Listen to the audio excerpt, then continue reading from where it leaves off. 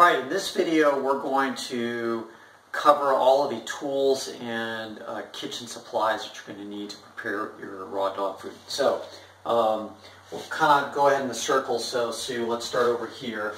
The first thing is you'll need a computer to be able to run the spreadsheet tool, which is really the brains of the operation, which we'll cover in another video. You'll also need Microsoft Excel as a spreadsheet tool.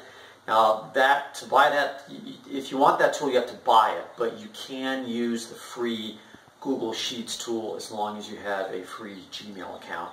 And then when we cover the spreadsheet tool, I will run through all of that so you understand what you need to do.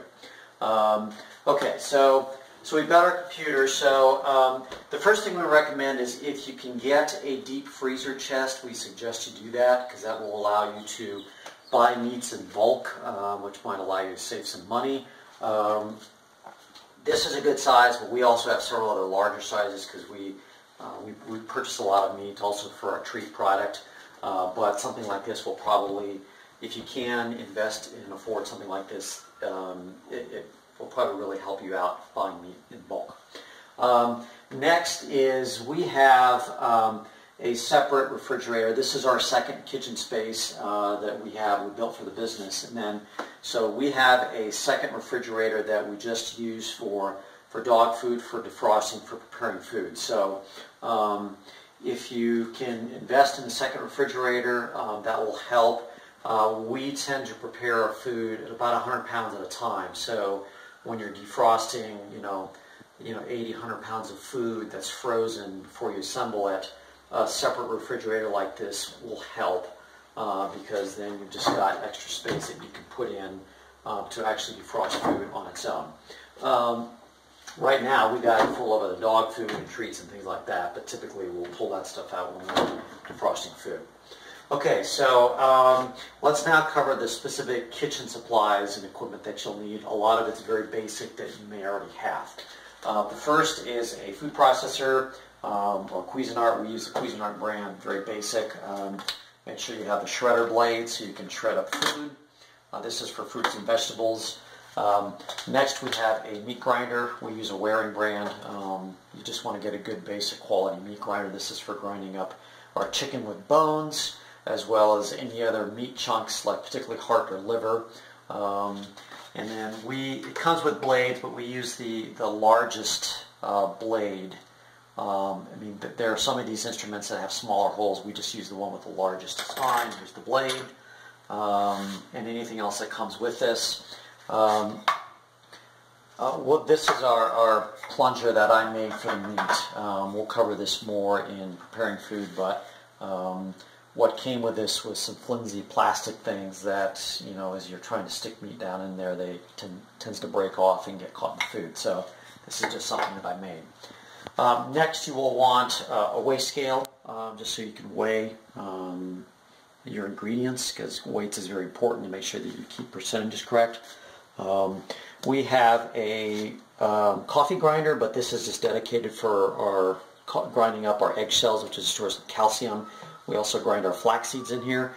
So we recommend that you don't use your coffee grinder if you have one. If you drink coffee, that you buy something separate. That way you don't have to clean the coffee grinder out every time you want to use it for dog food. And also, really, you want to keep coffee grounds separate. You don't want to give that to your dogs. Next is we have just some knives that we use for cutting up chicken and other meats. We have a smaller one, a medium, and a large one. We also recommend that you have a knife sharpening tool. We use an electric grinder, or an electric sharpening tool here. It works real well. Just takes a minute or two to sharpen knives. We find that having sharp knives really makes cutting chickens really fast and really easy. If you have dull knives, it's dangerous. You could cut yourself. You're putting a lot of effort into it, and it's just not very efficient. We recommend good solid kitchen gloves, heavy duty ones if you can, particularly when you're mixing food, you're cutting chickens. For our cleaning, we just use basic natural dish soap here, biodegradable. We use vinegar. Vinegar is just a fantastic cleaning tool, particularly when you're dealing with raw meats, to make sure that you clean up for pathogens. We also have a sprayer with vinegar in it that works really well. We'll show you that in later videos. Kind of basic dish towel, basic dish scrubbing tool here, or abrasive pad. Next is paper towels, preferably in some sort of holder, because you'll use that for cleaning. Just a basic plastic container for holding soap and water. Trash bags, just basic trash bags for throwing away any trash.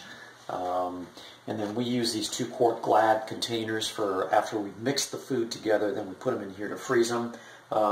You could go, we prefer to go glass or stainless steel, but those are very costly, so we're slowly replacing these with glass. You could use these quart jars. These are fairly inexpensive, I think $1 or so each. We got these on Amazon, but we find with our dogs it's kind of hard to get it in here and hard to get it out, spoon it out, so for now we're just sticking with these until we find a more suitable glass version. Next, obviously, is a kitchen sink with a sinkerator that also has access to hot water. We have a nice big farm sink. I recommend that if you have that available, but you certainly don't have to do that. Next is a drying rack with the base, so that once you clean things, you can put it in the drying rack. Okay, so let's talk a little bit about plastic containers. When you get your food and you're going to want to defrost it, if it's frozen, particularly the meats, we like to use plastic containers. So preferably ones obviously that will fit in a refrigerator, so that you can put them in there from your freezer and then put it in the fridge so they defrost. So we have several of these that we use. You can have some smaller ones as well, depending upon how much meat you're defrosting. But have those on hand. And then to actually mix all the food, we use this. Again, we do about 100 pounds a month. This size works really well. In the past, we've done a lot more. I mean, we've done up to 250, 300 pounds. But that's too much, we found just once a month, 100 pounds for our dogs. That works really well, and this size container will fit for that weight. So that covers it.